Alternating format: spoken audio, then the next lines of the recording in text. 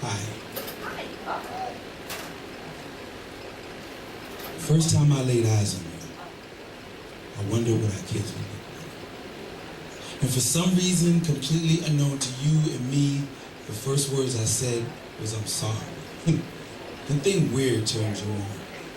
Usually quick on my feet, I tried to follow that I'm sorry with something witty like, I'm sorry, I don't think we've met, or I'm sorry, do you know where the bathroom is? I mean, after all, we were in the middle of Walmart. And something about the way the bottom of your sweatpants fell over your New Balance cross trainers and that t-shirt I somehow knew was your brother's hung on your shoulders like the first hug we hadn't even had yet. You might as well have been dressed for the ball. Gorgeous. I don't remember asking your name or even the first 5 minutes of our life together because strangely, I was still loosely mapping out the next 20 years. Your laughter snapped me out of not to be had yet reminiscings of first picnics and changing your tire in the rain. I'm glad you thought whatever I said was funny because there was an uncanny sense of urgency for me not to blow this. Why did the way you flip your hair look so familiar?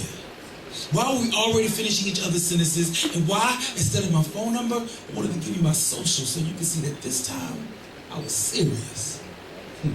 This time.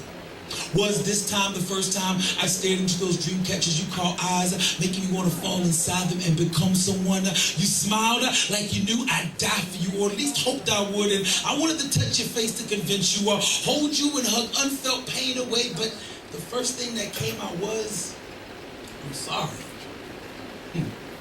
Couldn't tell you that we'd been here before.